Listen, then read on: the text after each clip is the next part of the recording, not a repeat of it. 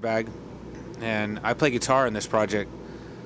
You know, I was a guitar player before I was a bass player, so that was my first instrument. So I was like, just going back to being a guitar player, just to see what kind of, you know, character would come out of it, what type of playing, and it's completely opposite of Korn. It's really different, you know. So it's a different side of you, different part of the brain? Yeah, different. Yeah, exactly. Different part of the brain. And then the first one was kind of more like a just trying to feel out what we were, what we're doing. And the second one, I think we finally figured it out. So the second one's called Raise It Up. It's coming out of November 13th. What do you feel most proud of achieving with that one as far as the progress from the verse? Oh, just the growth, man, of like playing guitar, and guitar is such a opposite thing of bass, you know, and really figuring out how to work with a vocalist, and you're working around that a lot. So it made me play a lot different, and it was challenging to be simpler, because bass you're always moving, and guitar is like a less strumming. So it was a challenge. Now, how did you get together with the guys? How did the band form? We met through there's a place called Tribal Clothing in San Diego. I'm friends with the owner, Bobby, and he's I know this guy Q. He's a underground rapper. I want to hook you guys up and do a song together. And I'm like, well, if he knows, I'm cool. So we did a song together, and it ended up it was called Killing Myself to Live. We did a video for it. That's the first thing we ever did. And we just kind of hit it off. And then from there, POD rehearses in that Tribal warehouse. And I'd known POD for years.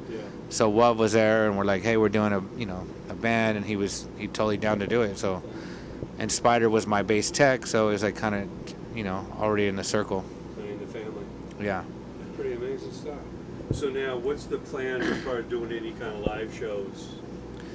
Anything planned? Nothing planned yet. We're just released a video about 2 weeks ago for Mess I Made, and then releasing this and just seeing where it goes, just promoting it and just taking it a step at a time. We really don't know yet, because everything has to line up, scheduling, and just take it organically, see what happens, see what's available. Yeah, whatever's available. If we're available, I don't know yet. We'll see what happens. That's amazing.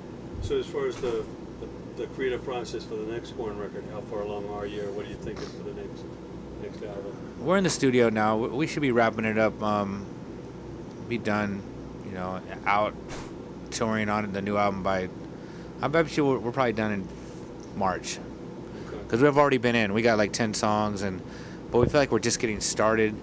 We've never really done this before, where we're like want to keep going, and normally 10 songs, we're like, let's put it out, but we feel like we're just getting started, and we're like developing, and we want it to be the most organic, everything about Korn, of what Korn is. So we're really pushing for that. Yeah. I know you guys have experimented, with the more electronic, the more dubstep and all that. Is there more of that, or is this a more organic album? No, we're the dubstep was an experimental album that I'm really glad we did. I think it was necessary, but we've always had electronic type stuff in our music through the whole history, so it's nothing new. We've done it from the very first Korn album as electronic on it, and we've always dabbled with all that, and so we'll be putting some more of that undertones in there, but it's not going to be extreme like that, like Path of Totality. Sure. It's going to be more Korn, Yeah. I know your brother Ed is back in the band. What's that like, and how important is that to have you, with him? I mean, that's all of us as Korn. It's like, with him back, you're really going to get, and him coming back for the last Korn album was just a starting. So now everybody's comfortable again, so I think we're going to get the best of coming next. This will be a deeper collaboration. Yeah. It already is. Yeah, it's already amazing, yeah. That's amazing stuff. So kind of in the back of your mind, it felt like something was missing, the years without in there? Yeah, we had to. That's why Korn started sounding a little bit different, because you're missing one, Missing a finger on the fist. Yeah. Yeah. Right. Well, in the future, in addition to Stillwell, is there any other ideas for other projects, any other bucket list kind of things you'd like to experiment with? Yeah, I'm in the process starting the first week of December. I'm already finished with it. I did a bass album. It's called Basically, and it's all instrumental basses. It's anywhere from fretless basses you know, to lead bass on there, stand-up bass, 15-string bass, and it's all just crazy, just from jazz, fusion, funk, Latin, blues, reggae, all. So it takes you on a ride, you know, of just a musical journey. It's coming out soon. It's getting mixed in December, so that should be coming soon. Have you had a chance to see the Jocko movie that Trujillo put together? No. You ever a fan of Jocko? Yeah. And he put out, what's it called? It's a documentary. It's called Jocko.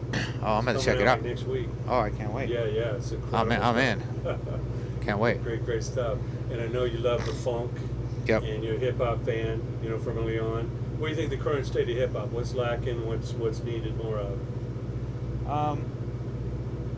I always like everything current. I don't really have to hate on anything because I always really like it. It's always pretty creative. Everything from even metal. I like all the newer stuff, like newer metal bands out. I like new stuff, man. Even the older artists that have been around for a long time, I like all their newer stuff. Oh, yeah. But a lot of people are like, oh, I like the old stuff. I'm like, I like all the new stuff, you know? So that's just me. So whatever's out, current and now, I'm like, man, it's just... Yeah, I mean, we already got the classics, man. Be open-minded to the new stuff. So yeah, I really like it. I like all the new, whatever I'm hearing is really creative these days. People are creative, man. Yeah, it was good to see the Straight Outta Compton movie and NWA. Oh, yeah. Recognized. Who was the first hip-hop you really got into?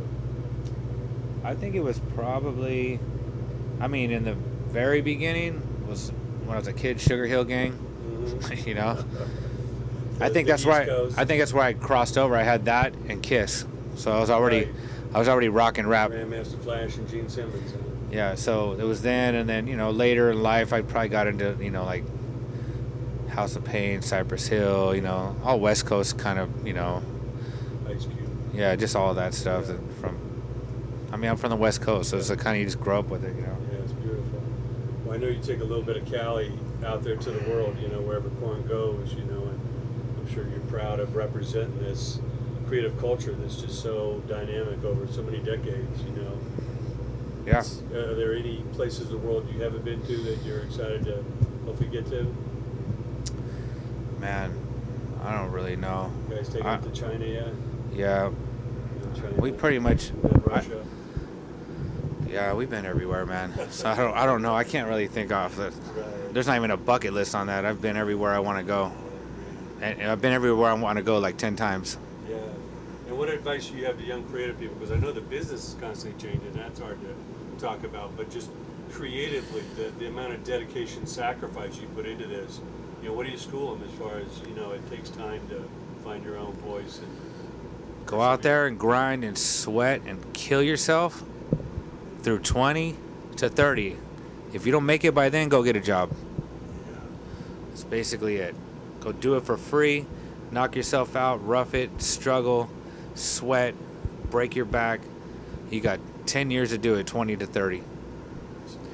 After that, you better start thinking about getting a job. Yeah. Well, I know you're going to kill it tonight. We're going to spread the word on Stillwell. FIELDY, it's always good to see you.